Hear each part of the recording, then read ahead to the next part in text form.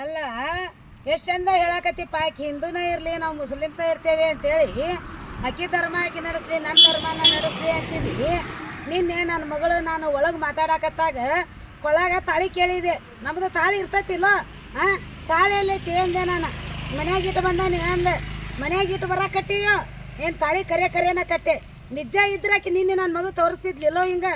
ಹಾಂ ನೀನು ಇಷ್ಟು ಮೋಸ ಮಾಡಾಕತ್ತಿ ನನ್ನ ಮಗಳಿಗೆ ಎಲ್ಲೆಲ್ಲೇ ಕರ್ಕೊಂಡೋಗಿ. ನೀನು ನಿಜವಾಗಿ ಆದ್ರೆ ನೀನು ಈಗ ಆಕಿ ಹಿಂದೂ ಅಂತ ಹೇಳಿಬಿಟ್ಟು ನೀನು ಆಕೆ ಹಿಂದೂನ ಆಗಿದ್ರೆ ಕೈಯಾಗ ಮೆಹಂದಿ ಯಾಕೆ ನಿಮ್ಮ ಭಾಷೆ ತಕ್ಕೋತಿದ್ಲು?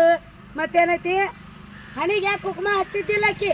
ಹಾಂ ಇಲ್ಲಿ ನೋಡ, ನಿನ್ನ ಭಾಷೆದೊಳಗೆ ನಿನ್ನ ಹೆಸರು ಹಾಕ್ಕೊಂಡು, ಹಾಂ ನಿನ್ನ ಭಾಷೆದೊಳಗೆ ನಿನ್ನ ಹೆಸರು ಹಾಕ್ಕೊಂಡು ಕೊಳ್ಳ ಗುಳ್ದಾಳ ಇಲ್ದ ನನ್ನ ಮಗಳು ಹೆಂಗೆ ಮಾಡಾಕತ್ತಾಳ?